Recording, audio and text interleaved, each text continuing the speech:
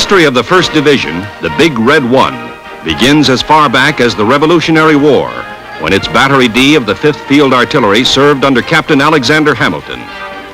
This battery has the longest record of continuous service of any unit in the United States Army. Its history runs parallel to the history of America. The Fighting First was organized as a division in World War I, when it scored the first American victory of the war at Cantigny. In the great battles of Soissons, Saint-Michel, and the Meuse-Argonne, it helped smash the German army and end the war. During World War II, the 1st Division, true to its name, was in the first waves of the invasions of North Africa, Sicily, and Normandy. It smashed across France and Belgium in bloody fighting, was the first to enter Germany, and helped stop the Nazis in the Battle of the Bulge, in the drive to the final victory in Europe. 20 years later, when communist aggression in South Vietnam threatened the peace of Southeast Asia, the first full U.S. Army division sent to meet the challenge was the Big Red One. The Vietnam engagement was to be the longest and in some ways the most arduous of the wars fought by the 1st Division. But as always, the division lived up to its great heritage of valor and success in battle.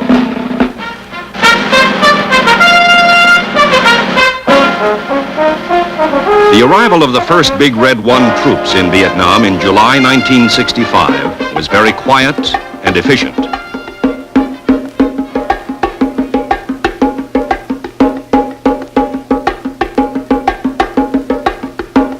They were moved swiftly off the beach at Cam Ranh Bay and sent to various base camps in the Saigon area. The first task was housekeeping and setting up defense perimeters.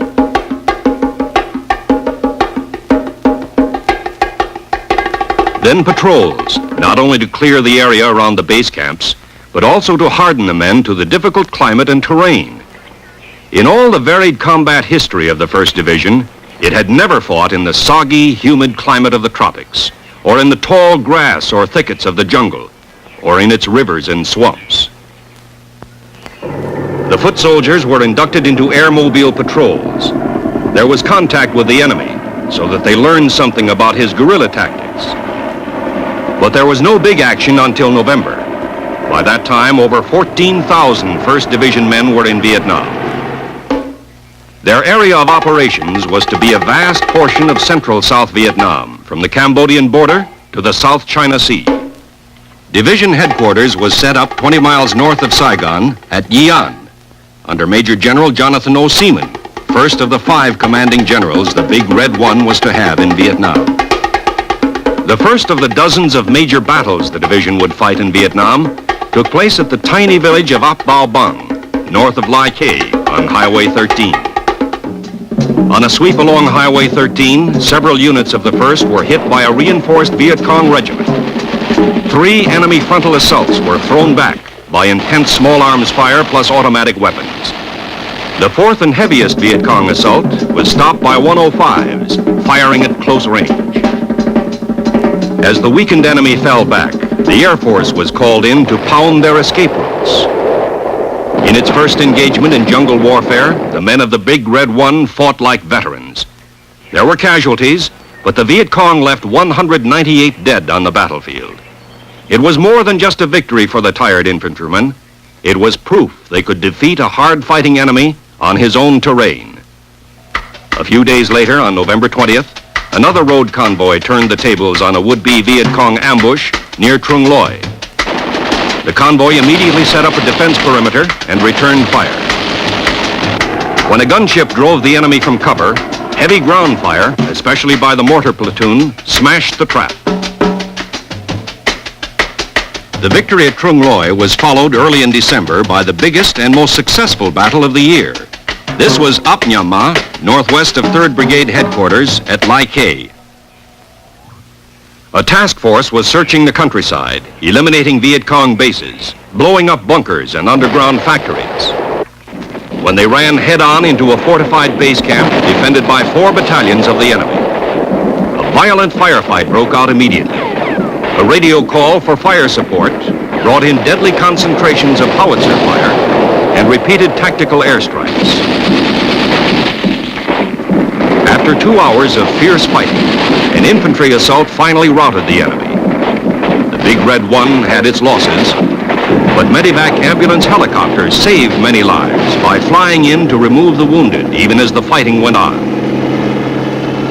Patrols grew larger and longer as the division increased its pressure on the elusive enemy. Even so, there was time for mercy missions to the South Vietnamese. Civic action, medical supplies, skilled help, and friendliness to villagers and their children. The beginning of 1966 saw an upsurge of activity by the battle-hardened 1st Division, with armor playing an increasing role in campaigns like Operation Crimp and Rolling Stone, and fierce engagements like those at Tan Binh and Lo Cai, where 1st Division soldiers proved at devastating cost to the enemy that they were masters of the jungle ambush. It was at Lo Cai that the division won its first Medal of Honor in Vietnam in the person of 1st Lieutenant Robert J. Hibbs, whose 15-man patrol chopped up 2 Viet Cong companies. Lieutenant Hibbs was killed when he attacked an enemy machine gun to cover the rescue of one of his wounded soldiers. Under a new commanding general, Major General William E. Depew, who took command in March, the Big Red One lashed out at the enemy in ground drives and air assaults by helicopter. The campaigns were continuous as task forces struck hard throughout the spring, summer, and fall of 1966 in the humid jungle, on dusty roads,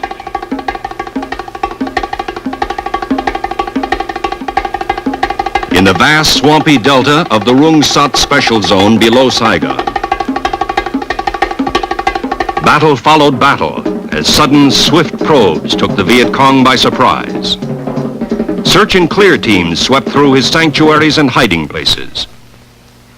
Armored road marches baited the enemy into would-be ambush traps, then turned the tables with devastating effect. Vast quantities of supplies and weapons were captured as dozens of VC base camps were overrun. The toll of enemy dead and wounded rose. Operation Attleboro alone accounted for over 1,000 North Vietnamese and VC killed. Communist plans for taking the offensive were completely disrupted. By the end of 1966, the men of the Big Red One were experts in the revolutionary new tactics of air-mobile operations, which rushed troops to the battlefield with unprecedented speed and mobility. Division cannoneers set new records for the speed, volume, and accuracy of supporting fires. Coordination with aerial support, either by gunships firing rockets or jet fighter bombers, became a highly polished art.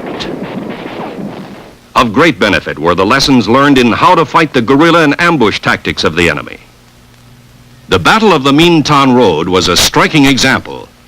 After very careful planning, a powerful armored column from the 1st Brigade was sent on a road reconnaissance in order to lure the 272nd Regiment of the crack Viet Cong 9th Division into battle. As expected, the Viet Cong tried to ambush the column. 3 battalions attacked abreast along the entire 1,200-meter length of the convoy. The heavily armed column, ready and waiting, blazed back with everything it had, and it had plenty. While the army held its blocking positions on the road, helicopter-borne infantry was flown in to attack the Viet Cong flanks. Tremendous artillery fire poured in on the numerically superior enemy. Forward air control personnel called in strike after strike, 96 sorties in all. This sustained rain of fire was too much for the Viet Cong. They broke and ran with heavy losses. The Battle of the Minh Tan Road was a superb example of the combined use of armor and infantry to destroy an enemy ambush. Armor serving as a fixing force to hold the enemy in battle, while infantry battalions maneuvered to hit his rear and flanks. The continuous campaigning of 1966 had familiarized the 1st Division with most of its vast area of operations, kept its lines of communication open, and disrupted enemy efforts to take the initiative. Now the division was to strike directly into Viet Cong sanctuaries. The target was the Iron Triangle, the vast jungle area which was the enemy's foremost operational base for attacks on Saigon. In January 1967, Operation Cedar Falls was launched. 5 infantry battalions, plus 2 more from the 173rd Airborne Brigade, were airlifted to blocking positions to encircle the objective. Armor closed in to seal off escape routes. The main attack force struck deep inside the enemy-held jungle, so thick in places the Hueys couldn't land, and the men had to descend via rope ladder. They pushed through heavy jungle, thickets and vines, waded through streams, searching for the enemy in village hideouts and underground bunkers. There was resistance as the Viet Cong sought to hold up the advance, but they invariably got the worst of it. 30 artillery batteries laid in devastating fires. Engineer bulldozers moved in to level broad stretches of jungle to deny the VC a future hiding place. One of the most significant results of Cedar Falls was the large number of Viet Cong, 576, who surrendered under the Chu Hoi, or Open Arms Program, which encouraged enemy soldiers to join the government side. With the Iron Triangle made untenable for a while, the Big Red One turned its attention to another Viet Cong stronghold, War Zone C. It was suspected that insurgent headquarters was located north of the city of Tay Ninh.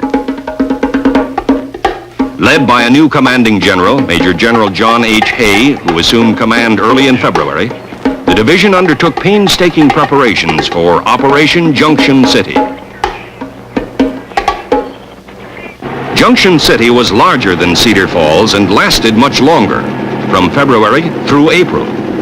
Units from all 3 brigades participated. They were reinforced by troops from other U.S. divisions and separate brigades, plus Rangers from ARVN, the Army of the Republic of South Vietnam. Altogether, 30,000 Allied troops went in to clear out War Zone C. Despite this large force, there were many engagements in which units of the 1st Division were outnumbered. Aggressive patrols lured the enemy into attacking. When contact was established, help was called in.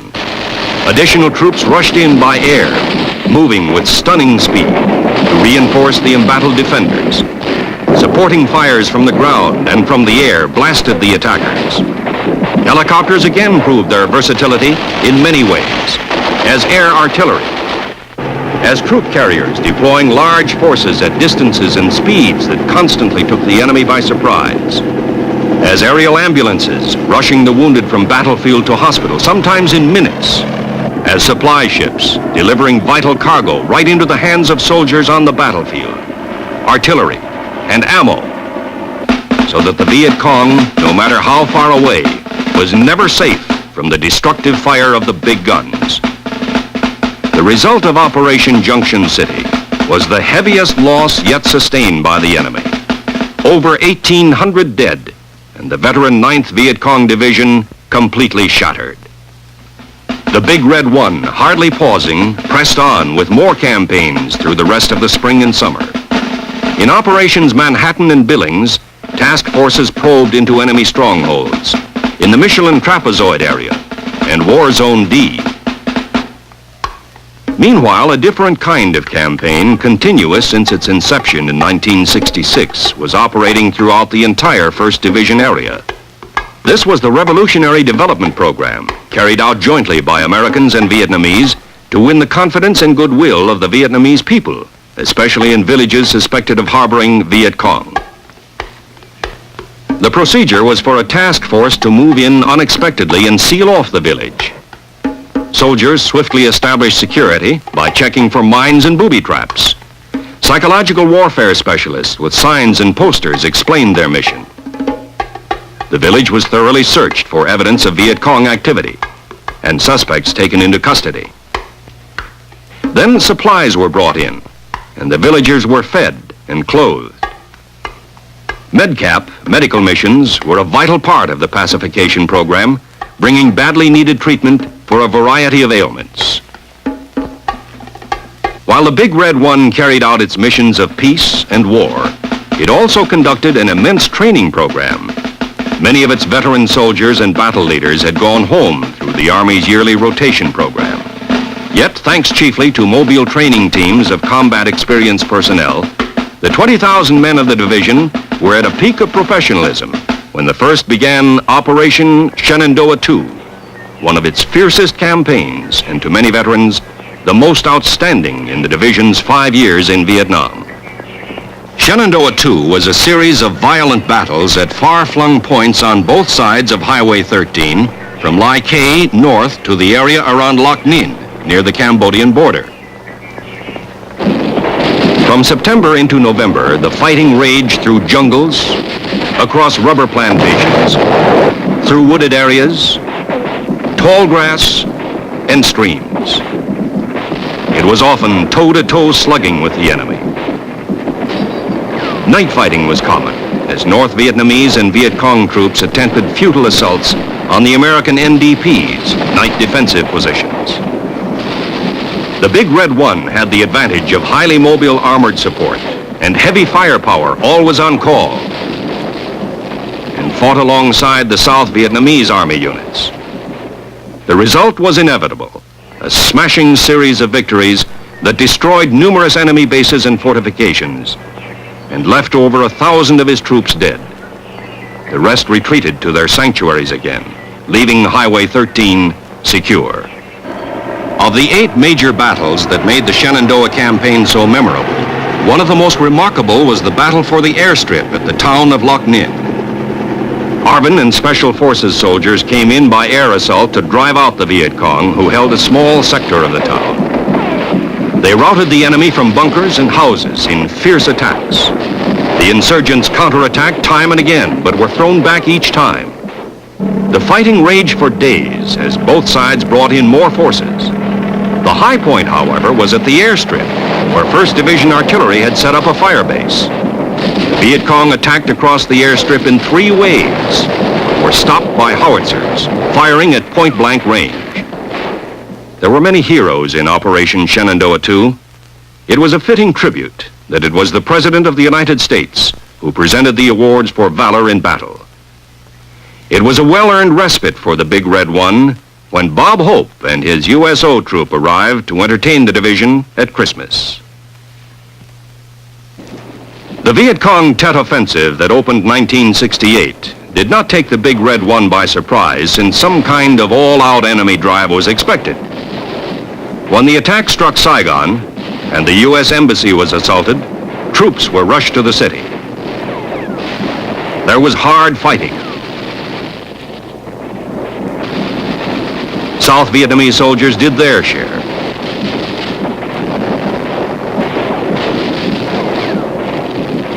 There were casualties and destruction, but the inevitable result was annihilation of the insurgent force.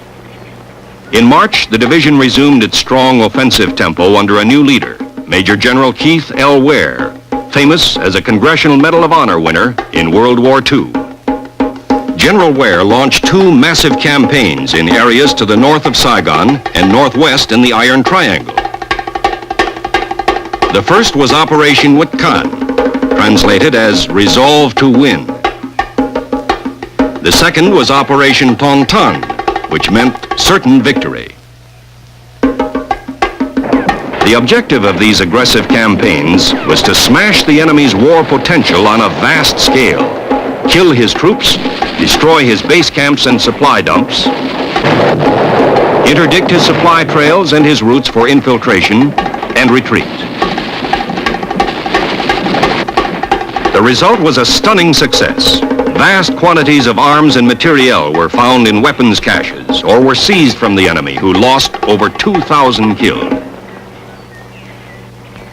General Ware also initiated Operation Giant Swamp, in which a new tactical concept was applied to the Rome plow, a standard tractor with a special cutting edge for jungle clearing. Hitherto, the Rome plow had been used with great effectiveness to clear large jungle areas used as enemy sanctuaries. In Giant Swath, land-clearing teams used the plow to slice a network of wide trails through 11,000 acres of jungle.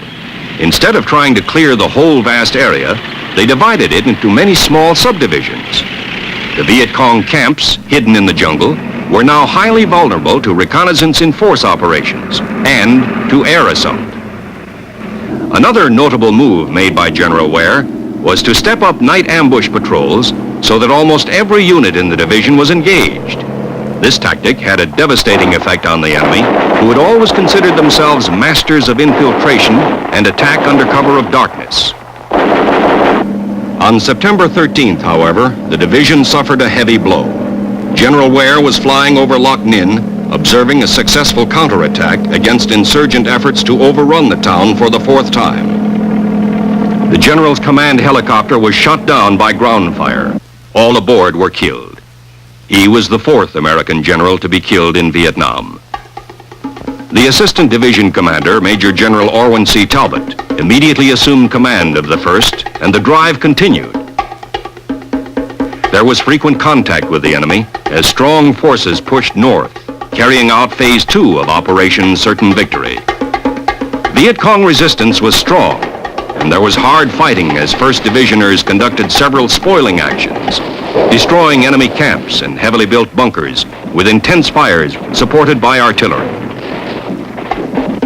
Among the highlights of the drive were several engagements with troops of the 1st North Vietnamese Army Division.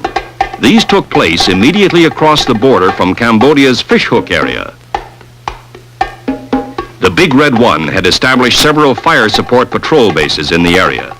They were placed astride a main infiltration route used by the North Vietnamese invaders.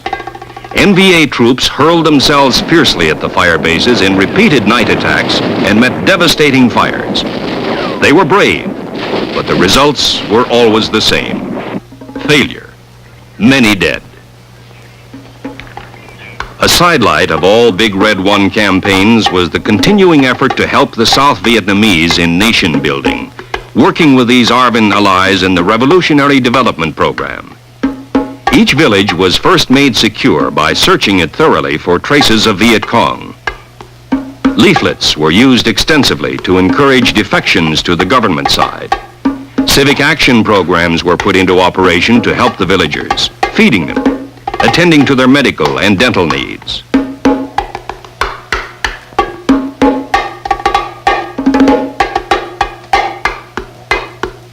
Animals as well as humans were carefully ministered to with the hope that the South Vietnamese could help themselves to attain economic self-sufficiency and to strengthen grassroots government. In 1969, the division continued its tremendous sweeps to keep the enemy off balance.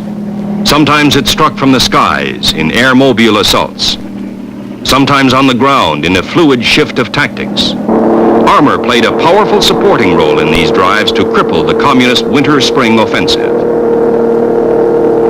Powerful reconnaissance in force operations struck again and again into the Iron Triangle, the Michelin Trapezoid, War Zone C, and War Zone D. Battles by night alternated with fighting by day as Viet Cong and North Vietnamese soldiers resisted desperately. Highly trained scout dogs sniffed out the enemy while spotter planes sought him from the air. Enemy dead littered the battlefields. Captured weapons, like this communist-made AK-47 rifle, were plentiful. It wasn't easy. The terrain was often rugged, and so was the fighting. There were casualties, but medevac was always there to take out the wounded. Sometimes the enemy attacked recklessly, and sometimes he holed up. Then he had to be blown out, or foot soldiers had to go in after them. These volunteers were known as tunnel rats, and no fighting men were more admired for their courage and nerve. Sometimes enemy contact was light, and there was more monotony than action. It was a welcome relief between patrols and sweeps to see the pretty face of a USO entertainer, even if she did bring along a boyfriend. For some Big Red One soldiers, there was a complete change of pace. They became amphibious. In June of '69, the division began to use small fiberglass boats to patrol the river approaches to Saigon. Working in conjunction with Navy patrol craft and shore-based infantry patrols, these ski boats drastically cut down Viet Cong infiltration by water. Elsewhere, the great fighting machine of the 1st Division continued its relentless pursuit of the enemy under its 5th and last commanding general in Vietnam. He was Major General A.E. Malloy. Deploying its vast power with professional precision, going into battle with the high morale traditional with the Big Red One.